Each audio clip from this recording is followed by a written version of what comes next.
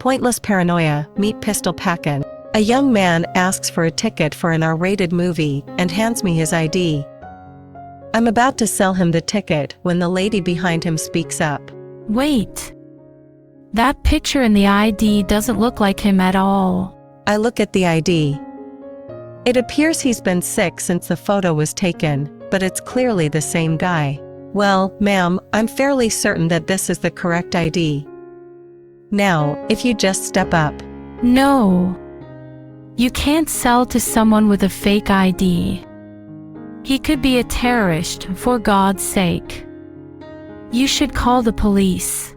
Ma'am, that is definitely not necessary.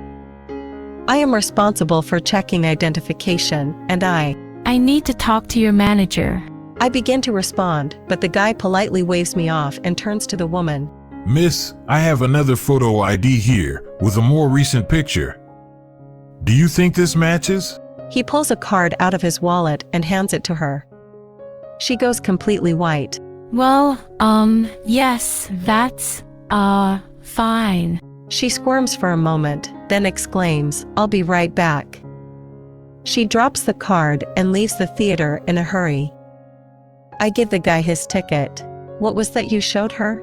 Oh, my handgun permit. Dads, gotta love 'em.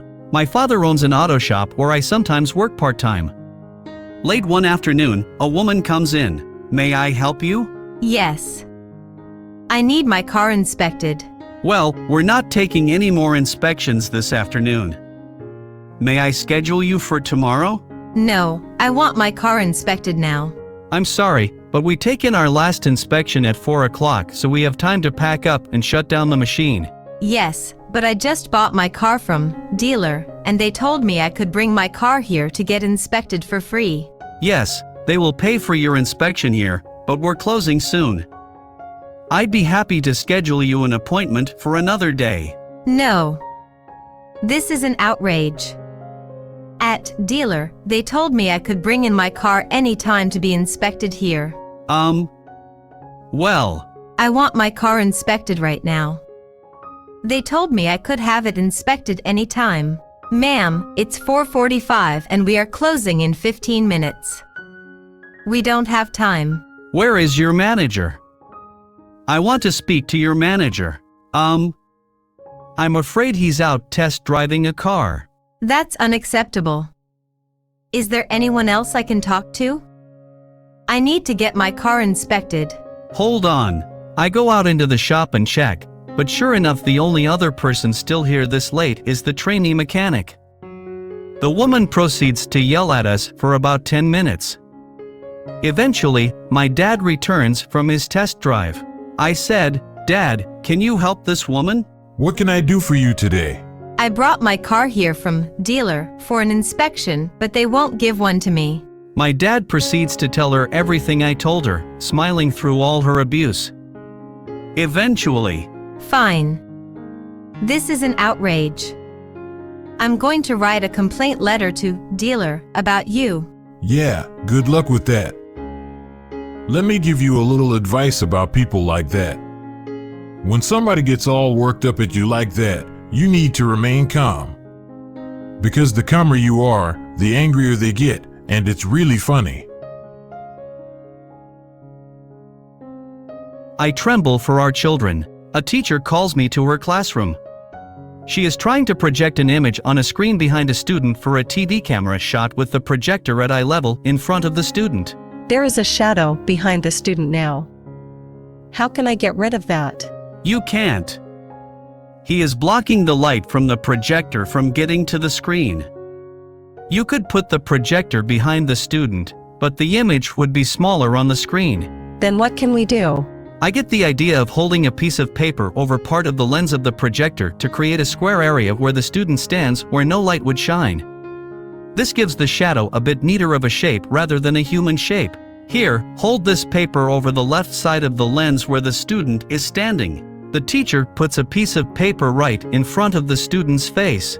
No, right by the lens, so a square unlit area will be where the student is standing. The teacher moves the piece of paper and puts it directly behind the student's head. No, here. I put the piece of paper in front of the projector lens, leaving a nice square dark area on the screen where the student would stand. Well, now there is a square there. There is no image directly behind the student, just around the student. Yeah, I know. There is nothing you can do about that, though.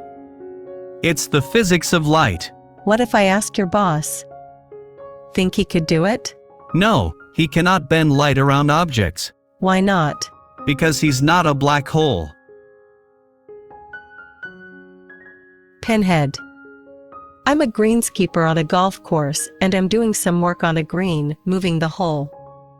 I pull the pin, flag, out, which is the universal symbol for the green is closed, don't shoot. As I'm doing my work, this happens. 4 on the green. 4 on the green. I look up to see blue sky and a little white speck flying at me.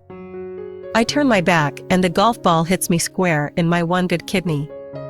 I drop like a bag of potatoes, and the member casually strolls up to the green. Are you okay? No, I need to get to a hospital. It hit my good kidney. What the hell were you doing on the green? You're not support. Did you just hear me? I need an ambulance.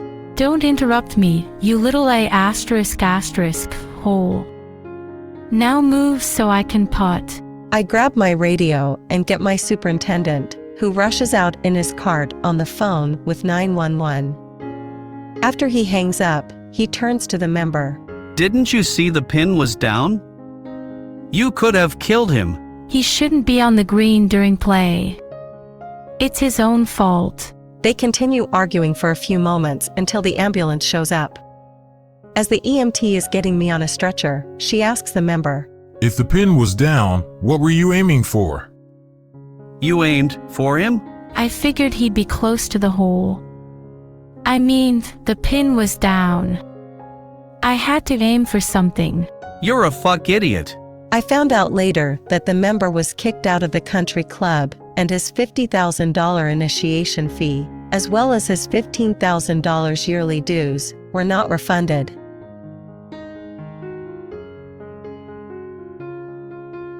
A match made in size 7.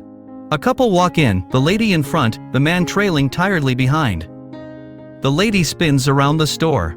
I said, "Can I help you with anything today?" I need these pants in size 0, pronto. Who are you getting them for? Myself. What do you think? I get her what she wants, she takes them and goes into a change room. These are defective. Get me another pair. May I suggest a bigger size? Are you saying I look fat? That I can't fit into these pants? I'll have you know, I always wear size 0, these pants must be made wrong. Now get me another pair. Honey, those are really small pants. Just try a slightly bigger one. Without a pause, she turns around and slaps the man. Why can't you just be on my side? That was so rude. You're sleeping on the couch tonight. We don't live together. What do you mean? We moved in last week, remember? No.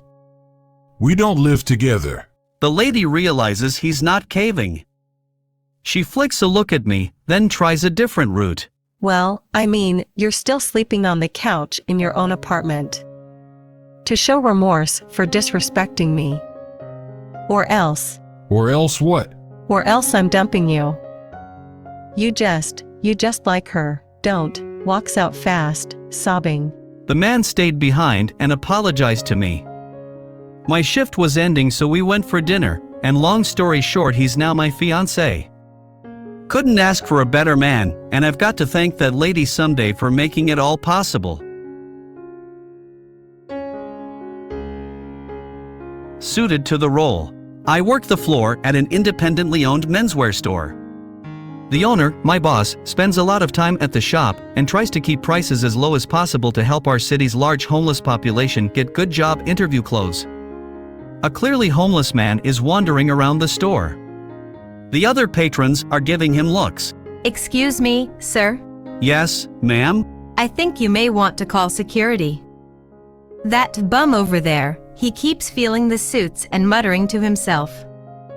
I'm just sure he's planning to steal one. Well, ma'am, I think that's quite unlikely. Oh, come on, you know how they are. I mean, I'd keep an eye on him even if he wasn't homeless. The homeless man in question happens to be Hispanic. We don't discriminate here, ma'am. Well, I'm sure the owner would want to hear about this. I give in and call him over. The customer explains her concerns. As a black man, my boss isn't happy with her racism, but agrees to talk to the homeless man.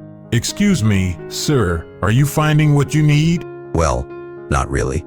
I'm hoping for something versatile in a dark or navy wool, but most of the options in my size are cut American style instead of European, which fits me a little better. Not to mention they're all pinstriped, which I really don't have the build for, you know. Yes, I understand. I think we may have some options over here, if you'll follow me. How did you know all that? Back before I lost my job, I used to be really into this stuff. I'm not looking for anything fancy, just something I can use to look good for a job interview later today. My boss helps him find something he likes and comes to the counter with him. The suit is priced at $87. Digging in his pockets, hang on. I think I've got enough. Take my card. I'm buying it for him. To the homeless man here. The suit's yours on one condition. After your interview today, you come back and apply for a job here, too. Got it? First. Oh, my God. Thank you. Thank you so much. 2 years later, that formerly homeless man is my manager and has a little girl with his new wife, the owner's sister.